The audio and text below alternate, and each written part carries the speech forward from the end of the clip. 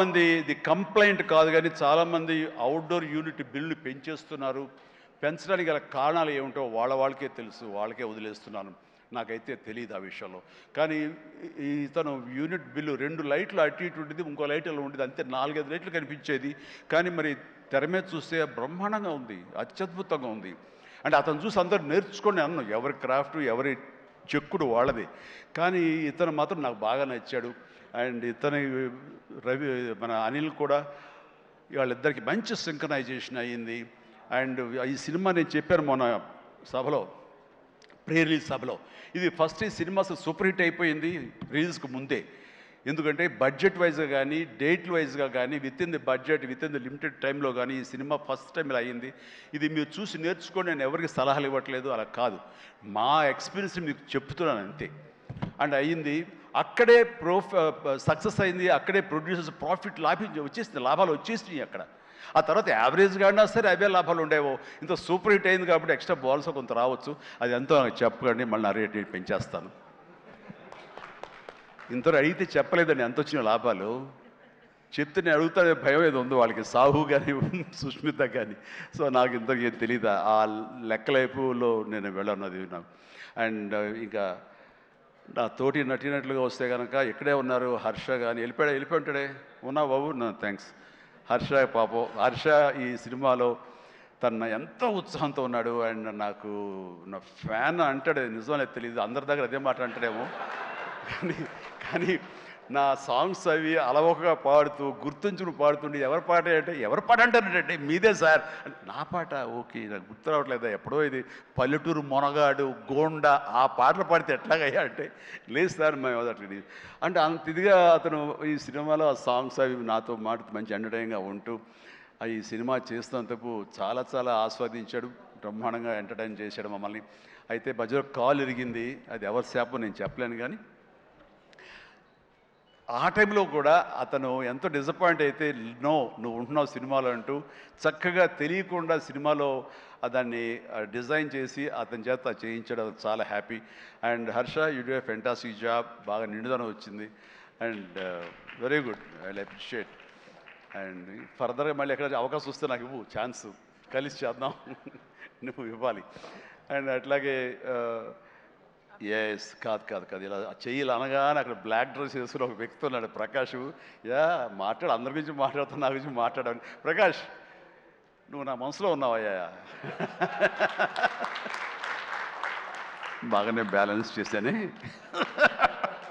ప్రకాష్ దాని wonderful job అండి.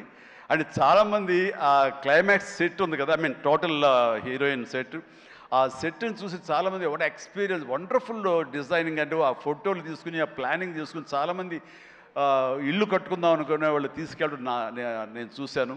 And in fact నా కూతురు కూడా సజెస్ట్ చేసే, పాప నువ్వు ఇల్లు కడితే ఇలా ఉండాలని చెప్పని తను కూడా ప్లాన్ చేసుకుంటుంది. అంత చక్కటి డిజైనింగే కాకుండా అంత కాస్ట్ ఎఫెక్టివ్ తోటి ఈ సినిమా లిమిటెడ్ బడ్జెట్తో ముందు ప్రధానంగా జరగటానికి ప్రకాష్ కారణం. ప్రకాష్ తను ప్రొడక్షన్ డిజైనర్గా మనస్ఫూర్తిగా అభినందిస్తాను. Prakash, please go head.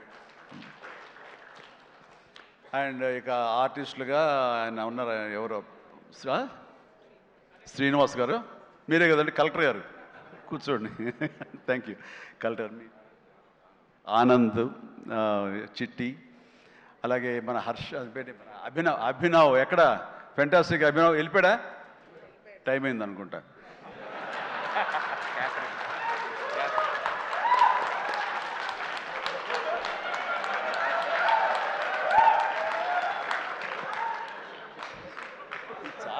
చాలా బాగుందయ్యా. శేఖర్, వంశీ, మీరు మీ గ్రూప్ ఉంది, ఎక్కడ ఏం దొరుకుతాడా ఈవేళ లాగుదాం చూస్తున్నారు. ఇది నేను మంచి ఉద్దేశం అంటే దాంట్లోంచి మీరు ఒక్కరి గురించి ఇలా క్లాప్స్ కొడితే ఎలా చెప్పు. సో ఇలా PR team Shekhar, Vamsi, Manoj and వీళ్ళందరూ కూడా చాలా ఫెంటాస్టిక్ వర్క్ చేశారు. అండ్ తర్వాత తన మనసులోంచి ఇక్కడ ఏదైనా మనం వర్క్ చేయాలి, దీన్ని పబ్లిసైజ్ చేయాలి అంటంలో మరొక నిష్ణాతుడైన దుర్మార్గుడు, అసలు ఎవరిని ఏమై పేరు ఏంటి, మన క్యాథరిన్ కాదు, నయనతారని ఒప్పించి అమ్మాయితో కూడా మనకి ప్రమోషన్స్ చేయించాడంటే కానీ అది ఆ సామాన్యమైన విషయం కాదండి. అమ్మాయి ఎవ్వరికీ ఒప్పుకోదు, తన లిమిట్లో ఉంటుంది. అలాంటి అమ్మాయి చేత ఒప్పించాడంటే మరి లోపల ఏమి ఎలాగ అడిగాడు, ఎలా కన్విన్స్ చేశాడు, ఆ అమ్మాయి మనసుని ఎలాగా ఒప్పించాడు, మనిషిని ఎలా ఒప్పించాడు అన్నది మనిషి అనిపోయి మనసు అన్నానా తెలియదు, అది మీరే అడిగి తెలుసుకున్న తర్వాత. అండ్ అంత సంతోషంగా సినిమా చేసింది, అంత నవ్వుతూ చేసింది, నాతో 2 సినిమాలు చేసింది. అంత సీరియస్గా గుంభరంగా ఉండేది, హలో అంటే రెస్పెక్ట్ ఉన్నా సరే. బట్ ఈ సినిమాలో ఇటు పగలబడి నవ్వేది. మరి గిలిగింతలు ఎలాగా ఎలా అమ్మాయిని ఒప్పించాడు. కానీ wonderful done, fantastic job. And ఈ సందర్భంగా ఆ అమ్మాయి మాత్రం ఈ క్యారెక్టర్ ఒదిగిపోయింది. ఒక డిగ్నిటీ కానివ్వండి, ఒక గెయిట్ కానివ్వండి, ఆ క్యారెక్టర్కి ఆ అమ్మాయి చేయాలి. మరొకరైతే సూట్ అయ్యేది కాదు. అటు బిడ్డల తల్లిగారు ఉండాలి, ఆ సీనియారిటీ ఉండాలి, మెచ్యూరిటీ ఉండాలి, స్టైల్ ఉండాలి, అండ్ ఫెంటాస్టిక్ లుక్స్, అపిరెన్స్ ఉండాలి. అన్నీ కలబోసినటువంటి నయనతారని సెలెక్ట్ చేసి ఎవరితోటైనా సరే నేను కాంప్రమైజ్ అవుతాను తప్ప ఆ అమ్మాయి విషయంలో మాత్రం అమ్మాయి అమ్మాయి ఉండాలని అన్నందుకు ఆ అమ్మాయి ఆ నిండుదనాన్ని సినిమాకి తీసుకొచ్చి పెట్టింది. And thank you. చాలా బాగుంది. రాఘవేంద్ర గారు అన్నారు భలే మ్యాచ్, చాలా బాగుంది మీ ఇద్దరు కాంబినేషన్. సూపర్. ఇక క్యాథరిన్ కూడా తన నిడివి ఎక్కువగా ఉన్నా సరే అప్పీల్ చేసుకోవడానికి పెద్ద ఉందా చిన్నదా కాదు, మాతో కలిసి చెయ్యాలని తనకి ఉంది, చేసింది, రాణించింది, మెప్పించింది అలాగా. అండ్ ప్రతి ఒక్కరికి ఎవరి పేరైనా మర్చిపోతే క్షమించండి. అండ్ ఎడిటర్ తమ్మిరాజు గారు, ఎస్ తమ్మిరాజు గారు. అండ్ ఎక్కడైనా సారీ ఫెంటాస్టిక్ సార్. అంటే సినిమాని మీరు పరిగెత్తించారు లాస్ట్లో. ఒక 40 నిమిషాల్లో నేను 2.5 గంటలు చేశారు, ఒక 15 నిమిషాలు తగ్గించి. అండ్ టోటల్గా స్టోరీ మారిపోయింది. చాలామంది వీటి గణేష్ ఉన్నాడు కదా అని అన్నారు. ఆ వీటి గణేష్ లేపడంలో మీ ప్రధానమైన పాత్ర ఉందని తెలిసింది.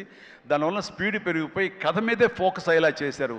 దానికి మీ పాత్ర అంతా ఇంత కాదు. అంటే ఎడిటింగ్ యొక్క ప్రాముఖ్యత ఏంటి అంటలో నేను ఫైనల్గా ఈ సినిమాకి మరీ సుస్పష్టంగా చూశాను. కొన్ని సాక్రిఫైజులు కావాలి. మీరు మన ఇంట్రో చేసాం గుర్తుందా? ఈ సినిమా బిగినింగ్లో ముహూర్తం అయిన రోజున మీరు అన్నారు లెంగ్తే కదా, ఎక్కువైతే కనుక తోక కట్ చేస్తా, మొక్కే కదా పీకేస్తాను డైలాగ్. రిలవెంట్గా ఒక డైలాగ్ రాశాడు. లెంగ్త్ మీ ఇష్టం, పెంచుకుంటూ పోతే కనుక బాగోపోతే కత్తిరిస్తా అన్నారే, అది అలాగే చేశారు, కత్తిరించారు. చాలా సక్సెస్ఫుల్, చాలా బాగుంది, వండర్ఫుల్. ఇక సినిమా అంతా నారాయణ నారాయణ ఏమయ్యా అని అన్నానే. ఆ నారాయణ అనేది ఒక రైటర్ యొక్క ఆలోచన అండి.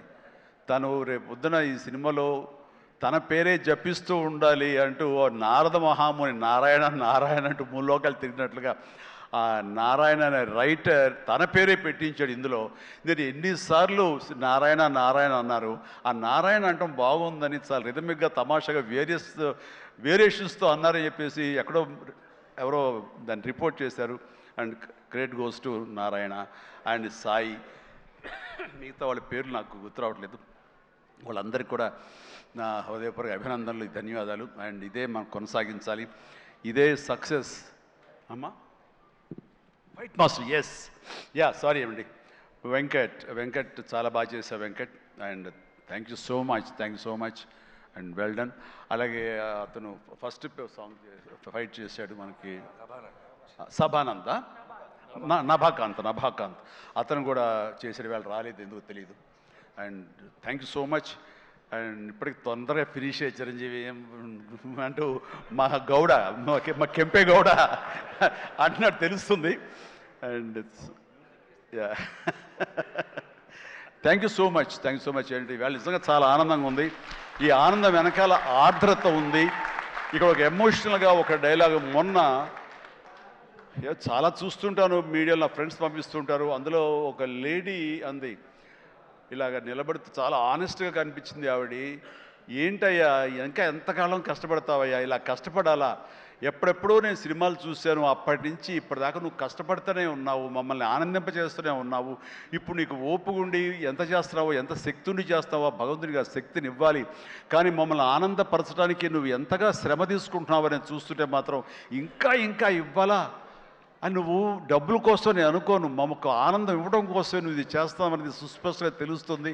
అంతటి ఆనందం ఇచ్చి నువ్వు ఎంతో కష్టపడుతుంటే చాలామంది క్లాప్స్ కొట్టచ్చు, వావ్ అనొచ్చు థియేటర్లో. కానీ నాకు లోపల బాధ అనిపించేస్తుంది. అయ్యా నువ్వు రెస్ట్ తీసుకోవాలంటే ఆ తల్లికి సభాముఖంగా చెప్తాను, నేను ఎమోషన్ అయిపోయాను. భగవంతుడా నాకు ఏం జన్మించావు. ఇది ఏదో అంటారే, ఒక ఇది ఈ రకమైన ప్రశంస అనేగా తీసుకుంటే కనుక ఇది అందరికి లభించే ప్రశంస కాదు.